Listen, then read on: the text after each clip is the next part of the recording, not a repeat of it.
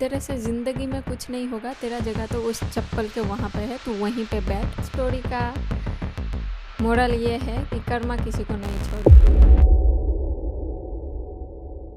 Hello everyone, welcome back to my channel life with प्रीति।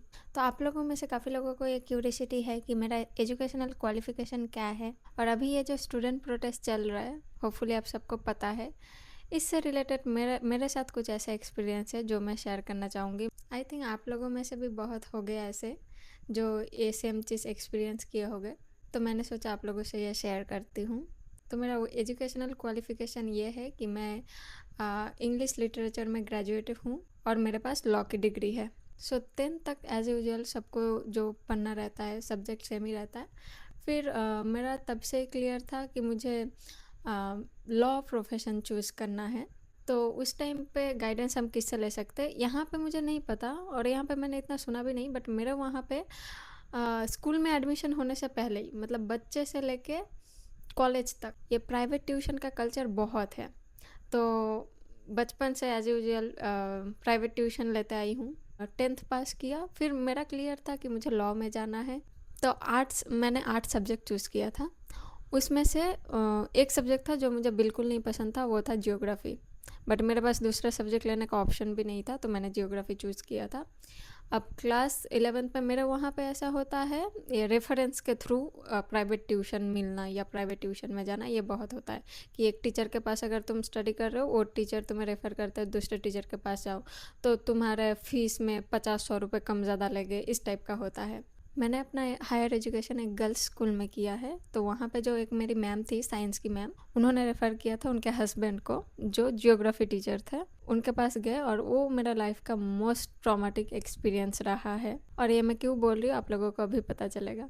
अब दिक्कत ये था कि जिस टीचर के पास, मतलब जो जियोग्राफी टीचर जिनके पास हम जा रहे थे, मैं जा रही थी जिनके पास, तो वो हमारा जो जियोग्राफी का प्रैक्टिकल होता है वो कंडक्ट करते हैं हमारे स्कूल में। 20 या 30 रहता है प्रैक्टिकल मार्क्स, जो दूसरे स्कूल का टीचर आके लेते हैं। तो जो दूसरे स्कूल का टीचर आके लेते हैं प्रैक्टिकल एग्ज़ाम, तो वो वही सेम टीचर था। लगा कि चलो सही है कि यही हमारा प्रैक्टिकल एग्ज़ाम लेगा, तो इनके पास पढ़ेंगे तो एडवाइस मिलेगा, बेटर सजेशन मिलेगा, इसलिए। फिर क्लास 11th में तो मतलब जियोग्राफी मेरा लीस्ट फेवरेट सब्जेक्ट रहा है।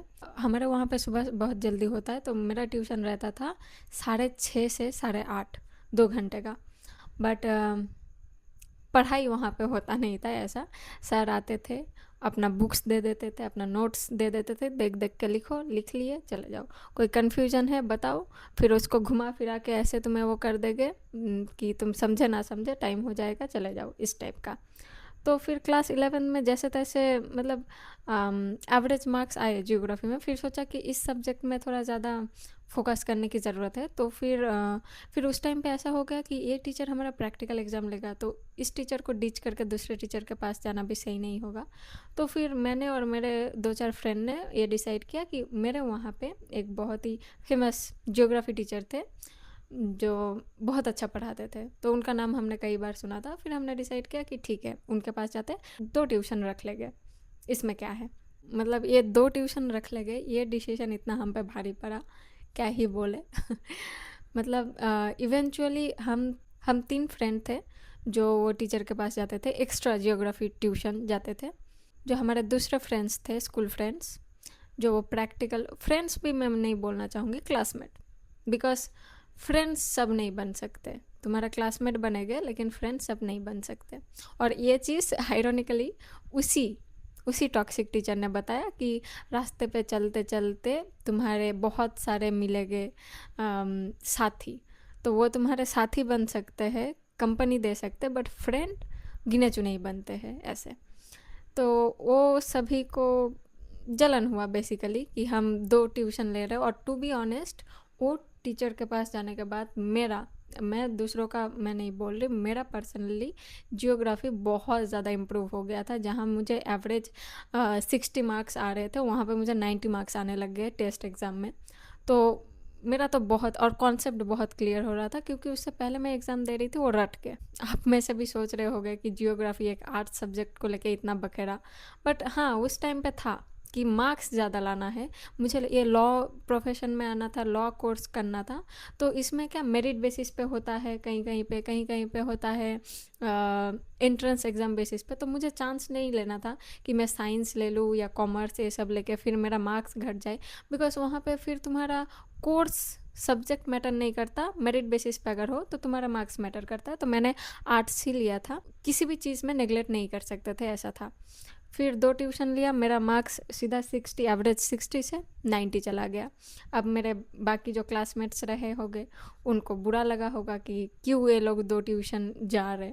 जाके फिर वो टॉक्सिक टीचर को बता दिया कि हाँ ये दूसरे ट्यूशन में जाते हैं। अब ये सुन के उनका ईगो हर्ट हो गया। नेक्स्ट डे जब मैं गई ट्यूशन, मतलब इससे पहले भी 6:30 बजे से ट्यूशन होता था, बट मैं 7 बजे जाती थी, क्योंकि पहले का आधा घंटा सर खुद ही अपना मॉर्निंग रिचुअल करके फ्री नहीं होते थे, तो मुझे एक वेस्ट ऑफ टाइम फील होता था, और मैं साइकिल लेके जाती थी तो मैं आधा घंटा लेट जाती। तो same as usual next day भी मैं आधा घंटा लेट गई, और मैं गेट के पास जाते ही सर ने बोला तू वहीं पे रुक। लिटरली उनका वर्ड ये था कि तुम वहीं पे रुक। मैंने बोला क्या हुआ सर, इतना लेट क्यों आई? मैं बोला वाओ बोल भी कौन रहा है। फिर मैंने पूछा कि क्या हुआ सर, तू वहीं पे रहे, मतलब हम क्या चप्पल उतर के अंदर जाते थे और नीचे फर्श पे बिठाते थे हमें, वो कारपेट बिछा के। तो मैंने आउट ऑफ क्यूरियोसिटी पूछा कि क्या हुआ सर, कुछ हुआ है क्या? नहीं तू वहाँ पे रहो, इतना लेट क्यों आई? ओके। फिर मैं सर सॉरी गलती हो गया, नेक्स्ट टाइम से मैं ध्यान रखूँगी, टाइम पे आऊँगी। नहीं तेरा तो जगह वहीं पे है, लिटरली ऐसा बोला, मुझे रोना आ गया था। उन्होंने ऐसा बोला कि तेरा जगह वो चप्पल के पास है, तू वहीं पे बैठ। मैं सोचूं क्या हुआ अचानक से, कि मैंने ऐसा क्या कर दिया कि कुछ मैं अपना सब्जेक्ट जो कमज़ोर है उसमें एक्स्ट्रा अटेंशन दिया, और उसके बदले में मुझे ये सब। हालांकि तब तक भी मुझे ये फील नहीं हुआ था कि हुआ क्या है, बट उन्होंने इतना हार्सफुली बोला कि तेरे से ज़िंदगी में कुछ नहीं होगा, तेरा जगह तो उस चप्पल के वहाँ पे है, तू वहीं पे बैठ। मैं मतलब शौक कि क्या हुआ, ऐसा तो क्या हो गया कि मैंने कुछ कर लिया, या फिर मतलब मैं डाइजेस्ट नहीं कर पा रही थी। फिर मैं खड़ी रही थोड़ा देर, फिर सर कुछ बोले नहीं, उठ के चले गए। मैं खड़ी रही, फिर दोबारा आए 10 मिनट बाद, ठीक है आजा बैठ। बैठी, अटेंशन नहीं दे रहे, हार्डेस्ट क्वेश्चन पूछ रहे कि किसी को नहीं बताना, लाठी लेके आए। और हाँ मेरा वहाँ पे एक कॉमन है, इवन दो सरकार बोलता है कि स्टूडेंट को मारना नहीं है, बट मेरे वहाँ पे बहुत कॉमन है कि इवन तुम, तब मैं 12th में थी, बट फिर भी लाठी का मार पड़ता था अगर तुम पढ़ाई सही से ना करो। तो एक लाठी लेके आ गए और मेरे को हार्डेस्ट क्वेश्चन पूछ रहे, और लिटरली हम थे 15 से 16 बैच में, बट सबको इग्नोर करके सिर्फ मुझे ही पूछ रहे। और मेरे जो 2 फ्रेंड्स मेरे साथ एक्स्ट्रा ट्यूशन में जाते थे, वो 2 उस दिन नहीं आए थे, तो मुझे ही पूछ रहे। जो सब्जेक्ट उन्होंने कवर नहीं किया, जो मैंने दूसरे ट्यूशन में किया है बट उन्होंने तो कवर नहीं किया, वो क्वेश्चन पूछ रहे, बट मैं जवाब दे रही हूँ। मेरा बोलते टाइम 2-4 गलती हो गया। तो आप लोग जैसे देख रहे हैं स्टूडेंट प्रोटेस्ट में कि भड़ास निकाल रहे कैसे पुलिस, सेम वो सर ने उस दिन मेरे ऊपर भड़ास निकाला था, मुझे मार पड़ी थी। मैंने बस 2 शॉर्ट क्वेश्चन, क्योंकि मेरे जो कोर्स था उसमें MCQ SAQ इस टाइप का था, तो शॉर्ट क्वेश्चन का आंसर मैं 2 नहीं दे पाई थी, तो इसके लिए मेरे ऊपर सर ने अपना भड़ास निकाले था। तो चलो कोई बात नहीं, तब तक भी सही था। कॉल किया मेरे बाकी फ्रेंड्स को, बाकी 2 फ्रेंड को, कि तुम लोग आए क्यों नहीं इस ट्यूशन में। फिर वो लोगों ने बताया कि वो सर को पता चल गया कि हम दूसरे ट्यूशन में जाते हैं, इसलिए सर बहुत गुस्सा है, तो इसीलिए हम नहीं गए। तो मैंने पूछा कि नॉट जस्ट हम, मतलब उस बैच में ऐसे भी है जो मतलब वो दूसरे सर के पास भी जाते हैं, ऐसे भी थे स्टूडेंट, मतलब सर के पास पढ़ना उन लोगों ने छोड़ दिया था। तो वो उनका ईगो नहीं था, ईगो ये था कि मैं इनके पास पढ़ रही हूँ फिर भी मैं क्यों सेकंड ट्यूशन लिया, ऐसा। तो कोई नहीं, जब मैंने सुना कि ये चीज़ है तो मुझे तो लिटरली बहुत बुरा लगा। फिर दोबारा फिर भी मैं नेक्स्ट डे गई, क्योंकि मैं अपना एक मार्क्स इधर से उधर नहीं करना चाह रही थी, क्योंकि मेरिट बेसिस पे जो सिलेक्शन होता है वो मतलब पॉइंट नंबर पे भी आता है। मैं नेक्स्ट दिन ट्यूशन गई, उस दिन मेरे वो 2 फ्रेंड भी आए थे। उस दिन मतलब जियोग्राफी एक सब्जेक्ट, मान सकते हैं कि तुम पूरा कवर करने के लिए कितने कंपनी के बुक्स चाहिए रह गए, 3 मैक्स। मैं ऑलरेडी मेरे जो दूसरे ट्यूशन वाले सर ने सजेस्ट किए थे बुक्स, वो मैंने ले लिए थे। सर ने पूछा तेरे पास कौन से राइटर के बुक्स है, मैंने बताया। फिर उन्होंने रैंडम रैंडम राइटर का बुक्स बता के बोला कि ये भी ले लेना, ये ज़रूरत है और तू लेना, ऐसे मतलब ज़्यादा खर्चा कराने के लिए बेसिकली। कोई बात नहीं। फिर उनका वो एफिलिएट मार्केटिंग भी चलता है ऑफलाइन, जो कि वो है कि उसी दुकान में जाके लेना, अब उनको रिटर्न में मिलता होगा कुछ, तो ठीक है कोई बात नहीं, क्वेश्चन नहीं किया, ले लिया बुक्स। अब मेरा ये था कि ठीक है, सर को अगर पता भी है कि 2 ट्यूशन है, उनको एक ईगो में लग गया है, चलेगा, but as long as I am doing well कि सर के सब्जेक्ट में, उल्टा सर को भी वो प्राउड फील होगा कि उनके सब्जेक्ट में चाहे किसी के पास पढ़ के भी, बट उनके पास तो पढ़ रही हुई है तो है, तो उनको शायद प्राउड फील होगा। ये सोच के नेक्स्ट डे गई तो उनका टॉर्चर डे बाय डे बढ़ता गया। फिर एक होता है प्रैक्टिकल में, जियोग्राफिकल जो प्रैक्टिकल होता है उसमें कुछ ड्रॉ करने के लिए, मैप का पोजीशनिंग देखने के लिए, लैटिट्यूड लॉन्गिट्यूड ये सब मैथ करना पड़ता है उसमें, तो उसके लिए कैलकुलेटर मैंडेटरी हो जाता है। तो वो सर ने बोला था कि मैं ही तो हूँ गाइड देने वाला, कोई दिक्कत नहीं है, मैं क्वेश्चन पेपर पहले ही दे दूँगा, सीखने की ज़रूरत ही नहीं है। अब उस टाइम पे मेरे जो दूसरे फ्रेंड जो मेरे साथ पढ़ रही थी दूसरे जियोग्राफी ट्यूशन में, उनका ये था कि हमें जियोग्राफी में ऑनर्स करना है, जियोग्राफी सब्जेक्ट में मास्टर करना है, तो उनको तो ये सीखना पड़ेगा ना। तो नेक्स्ट डे हम वो कैलकुलेटर लेके गए थे कि सर आप ये फार्मूला को कैलकुलेट कैसे करते हैं ये बता दीजिए। सर ने रूडली ऐसा कैलकुलेटर को फेंक के ऐसा बोला, ये सब चोचले मेरे यहाँ पे नहीं होते, दूसरे महंगे ट्यूशन में होते हैं, तो इस ट्यूशन में लाने की ज़रूरत नहीं है। मैंने बोला अब मतलब यहाँ पे आऊँगी तो यही होगा, बट अगर ना आऊँ तो भी मतलब मैंने एडवांस में पे कर दिए थे फीस, तो ये भी एक चीज़ था।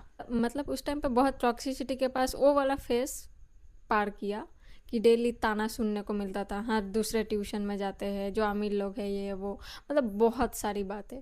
तो जो भी हो, फिर जब ये प्रैक्टिकल एग्ज़ाम का टाइम आया, एडवांस में पेपर सबको मिल गया, हम तीनों को नहीं मिले थे, जस्ट बिकॉज हमने एक सब्जेक्ट का 2 टीचर रखे थे, इसलिए हमें नहीं दिया था। फिर जब हम मांगने गए, मतलब एक्स्ट्रा डेट बुलाए थे जिसमें हमें नहीं इंक्लूड किया था, फिर जब हम मांगने गए कि सर आपने बोला था दे देंगे, नहीं नहीं तुम लोगों को तो आता है, तुम लोगों को क्या ज़रूरत है पेपर की, तुम लोग तो जैसे क्वेश्चन होगा उसमें दे पाओगे, ठीक है चलो। फिर जब एग्ज़ाम का दिन आया, उस दिन हम गए एग्ज़ाम हॉल में, मतलब सबको क्वेश्चन पता है, सबको सब कुछ पता है, एक मैप टाइप का मिलता है, पता नहीं यहाँ पे होता है कि नहीं, बट मैप टाइप का मिलता है, वहाँ पे कितने इंचेस है, लैटिट्यूड कितना है, ये सब आपको कैलकुलेट करके लिखना रहता है। तो मैप सर के पास एक ही था और सबको दिया, हम तीनों को बिठाया पीछे, हम कैलकुलेटर लेके बैठे हैं, हमारे पास मैप आ ही नहीं रहे। इवन सबको आंसर पता है, किसी को मैप की ज़रूरत है ही नहीं, अब जिसको आंसर पता है वो क्यों ही उनको मैप की ज़रूरत होगा। हमें दिया एकदम लास्ट में, फिर हमारे पास आए और हमारे बेंच के पास ही बैठ गए, हाँ हाँ लिखो लिखो, नहीं नहीं देख रहे, हम भी सीख रहे, कैसे कैलकुलेट कर रहे हो, कैलकुलेट करने से तो बहुत मार्क्स मिलते हैं, है ना। मतलब ऐसे कांस्टेंट ऐसे ताना सुनाया जा रहा था और हम कुछ बोल भी नहीं पा रहे थे, क्या बोले। उस टाइम पे एक डर भी था कि कुछ बोले तो मार्क्स काट ले, मतलब नुकसान तो एट दिन हमारा ही है ना, तो चुपचाप थे। जब टाइम आया कॉपीज सबमिट करने का, हमारा कॉपीज देखा, वो ये तो इतना सब कुछ नया है, हमें तो नहीं पता। ओ और एक चीज़, क्योंकि हमने इंग्लिश में लिखा था तो उनको ये दिक्कत था कि तुम बंगाली मीडियम में पढ़ रहे हो इंग्लिश मीडियम में। मेरा हायर सेकेंडरी एजुकेशन मैं गवर्नमेंट स्कूल से बंगाली मीडियम में कर रही थी, तो मैंने जो प्रैक्टिकल के आंसर लिखे थे वो इंग्लिश में लिखे थे, तो उनका रिएक्शन ये था, ओ तुम लोगों ने इंग्लिश में लिखा है, बट तुम लोग इंग्लिश मीडियम में हो या बंगाली मीडियम में, इसमें तो मार्क्स कटेंगे ही। हमारे मुंह पे बोला। मुझे इतना बुरा लगा, इतना बुरा लगा, लिटरली मैं रोते रोते घर आई। मेरे स्कूल से घर मेरे 5-6 मिनट की दूरी पे है। मैं घर आई, खाई पी कुछ नहीं, मैंने दरवाज़ा बंद करके पूरा दिन मैं रोई। फिर ऑब्वियसली फैमिली वालों को भी पता चलता है कि कुछ तो हुआ है, उन लोगों ने पूछा कि क्या हुआ क्या नहीं, मैंने बोला सब कुछ, उनको भी बुरा लगा। फिर माँ ने लिटरली एक चीज़ ये बोली, दूसरों के बच्चों को रुला के तुम कभी खुश नहीं रह पाओगे। ये चीज़ माँ ने बोली थी दिल से। और कट टू उसके 3-4 साल बाद हमें ये न्यूज़ आता है कि उनके वाइफ उनका डेथ हो गया है। और ये न्यूज़ काफ़ी डेवास्टेटिंग है क्योंकि वो लोग बहुत सालों से बेबी के लिए ट्राई कर रहे थे, बट उनसे मतलब वो कंसीव नहीं कर पा रहे थे। इसी प्रोसेस में कि ये जो टेस्ट ट्यूब बेबी होता है या आईवीएफ जो भी प्रोसेस है, इसी प्रोसेस में उनका डेथ हुआ था, जो कि बहुत ही एक डेवास्टेटिंग न्यूज़ था। हम गए भी थे देखने, लास्ट फ्यूनरल में हम गए थे। हम जब गए थे सर ने हमें देख के स्माइल किया था। और ये तो मैंने बोला ही नहीं कि मुझे मार्क्स कितने मिले थे। सब ने, मतलब ऐसा बोलना नहीं चाहिए, बट मेरे स्कूल के सभी जो स्टूडेंट के पास जियोग्राफी सब्जेक्ट था वो सब उस सर के पास पढ़ते थे। और मैं उस टाइम पे दावे के साथ मैं बोल सकती थी कि किसी को जियोग्राफी प्रैक्टिकल का घंटा कुछ नहीं पता था, क्योंकि सब ने जाके रट के बस एक इमेज अपना दिमाग में रख के लिख के आ गए थे। इवन देख देख के भी कोई लिख रहा था, बट हमें मार्क्स कम आए। मुझे, मतलब जिसके साथ मैं कंपेयर कर रही हूँ कि उसको फुल मार्क्स मिला है, मुझे 5 मार्क्स कम मिले हैं। और क्यों? क्योंकि मैंने इंग्लिश में लिखा था, उस चीज़ के लिए मेरे मार्क्स काटे गए हैं, वट एवर रीज़न। वो 5 मार्क्स मुझे बहुत चुभते हैं।